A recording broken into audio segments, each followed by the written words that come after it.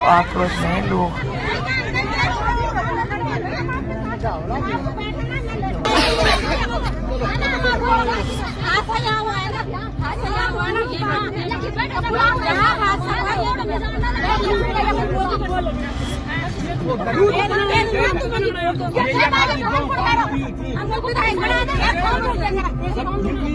जी हाँ दोस्तों, एक चौंकाने वाली खबर लेकर आया हूं। सिस्टम के खिलाफ महिलाओं का गुस्सा भड़क गया और गुस्साए ग्रामीणों ने महिलाओं ने विरोध जताते हुए विधायक की पत्नी को बंधक बना लिया।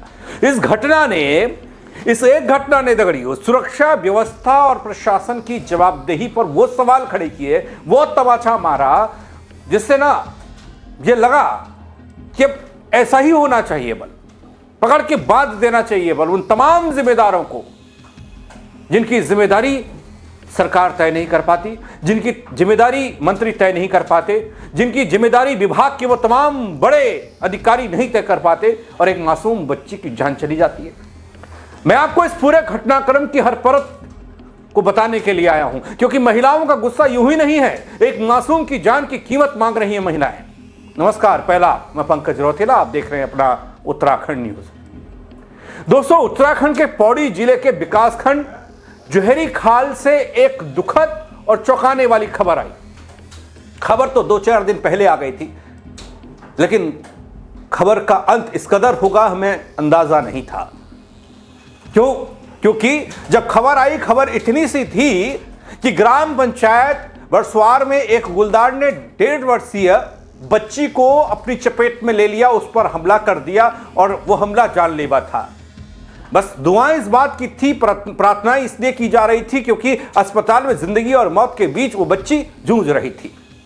तब भी ठीक लगा कि हां, बच्ची बचा ली जाएगी, लेकिन बवाल तब हो गया जब अस्पताल में इलाज के दौरान बच्ची ने दम तोड़ दिया।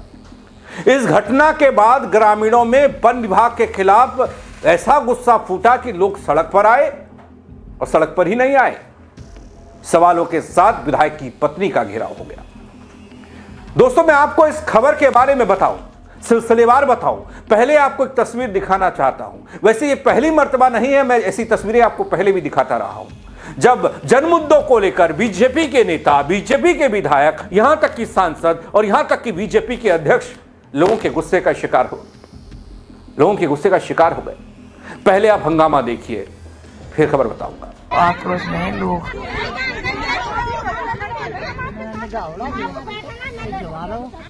दोस्तों, ये तस्वीर पौड़ी के जोहरी खाल क्षेत्र की है, ग्राम बरसवार की है, जहां गुलदार के हमले में एक मासूम बच्चे की जान चली गई।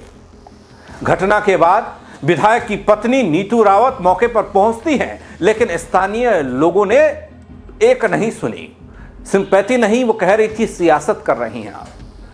विरोध ऐसा हुआ कि समझ नहीं आ रहा था विधायक जी की पत्नी को कि किया क्या जाए। गुस्सा इसलिए था दगड़ियों क्योंकि ग्रामीणों का कहना यह कि इलाके में हालात ऐसे हैं कि हर रोज जिंदगी खतरे में पड़ी हुई है। जंगली जानवरों का आतंक हद से पार, गुलदार का आतंक लंबे समय से चल रहा है, पर ठोस कार्रवाई नहीं दिखी। हंगामा दिखा और हंगामा आज खूब हुआ।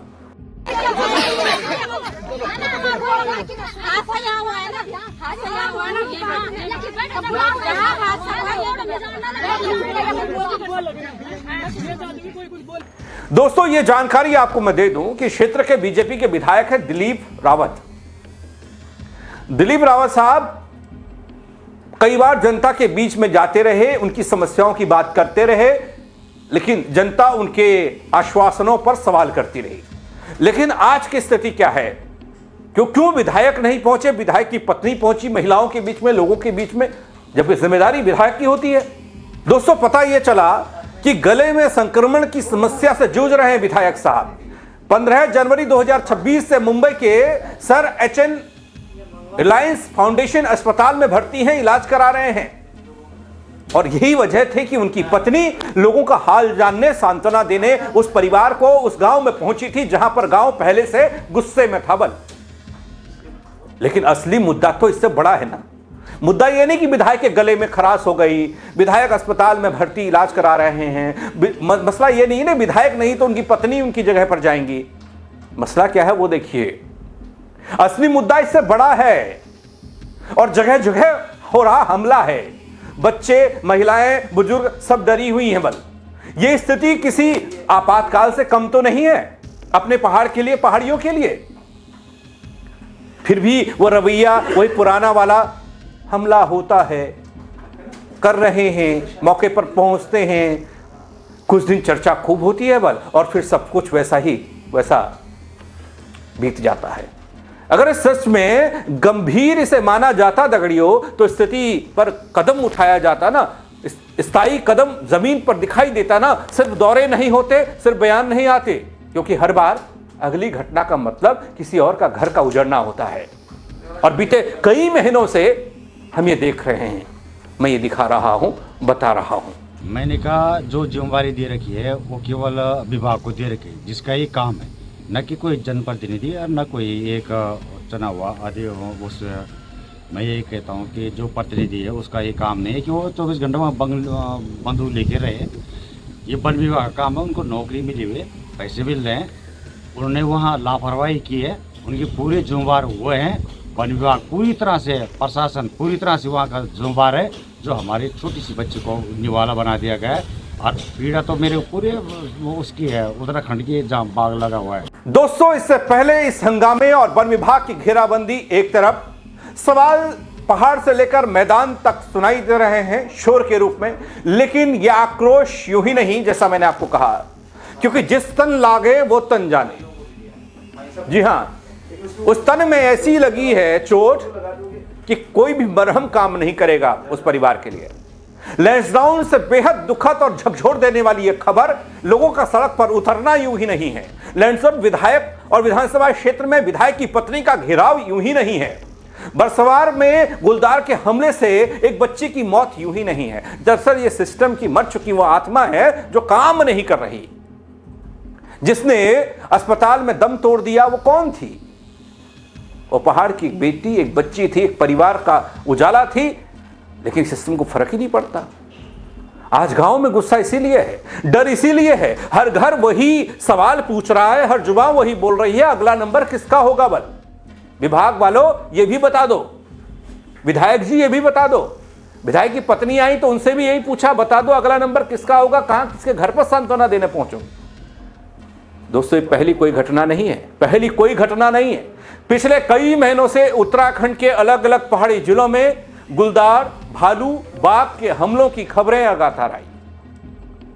फर्क सिर्फ इतना है कि हर बार इसे एक और घटना कहकर आगे बढ़ जाते हैं बल लोग, आगे बढ़ जाते हैं बल हम जैसे लोग भी, जो घटना बताते हैं, खबर बताते हैं, कुछ सवालात करते हैं, सवालों के जवाब देने वाले गहरी नींद में सोते हैं, और फिर हम अगली खबर लेकर आते हैं, एक और मासूम को गुलदार ने बना लिया निवाला।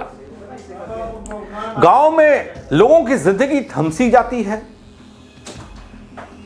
हर रोज जो सवालों का शोर है वो वहीं पर खत्म हो जाता है। अब इस बच्ची की जिंदगी चली गई, अभी खूब हंगामा हो रहा है, देखिए आप। लेकिन कुछ दिन बाद देखिएगा वो परिवार भी अकेला पड़ा दिखेगा जिस परिवार ने अपनी बच्ची को खोया है।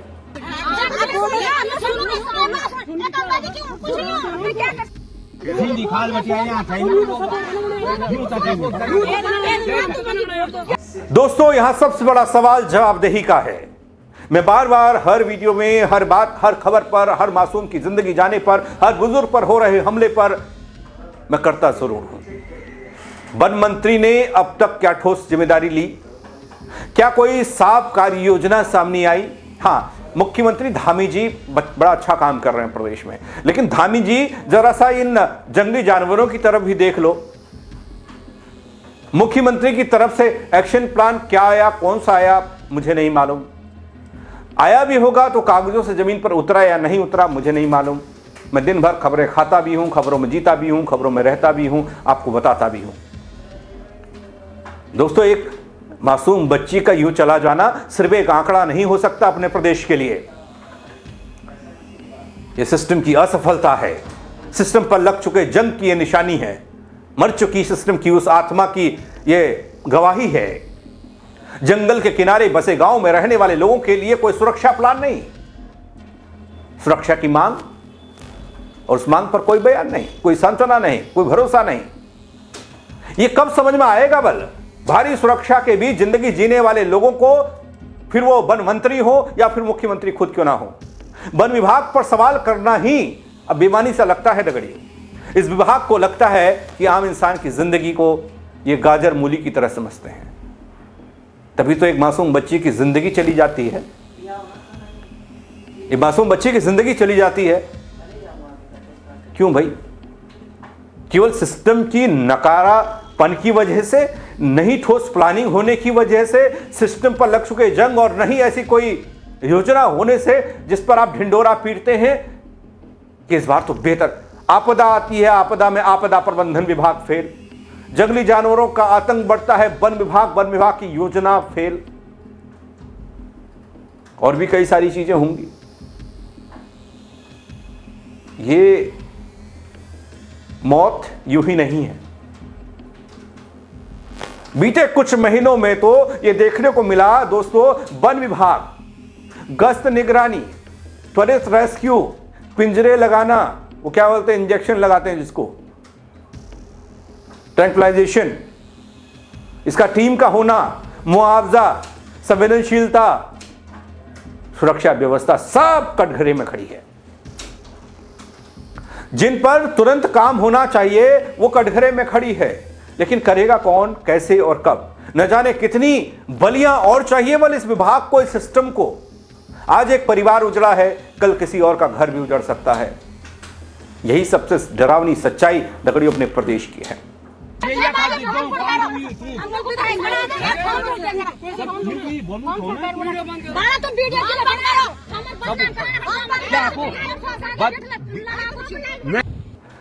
दोस्तों, पौड़ी की यह घटना सिर्फ एक स्थानीय विरोध नहीं है, एक पौड़ी की घटना भर नहीं है। पौड़ी की घटना क्यों कहूं मैं इसको, किस घटना को बताऊं और किस से सवाल करूं समझ नहीं आता।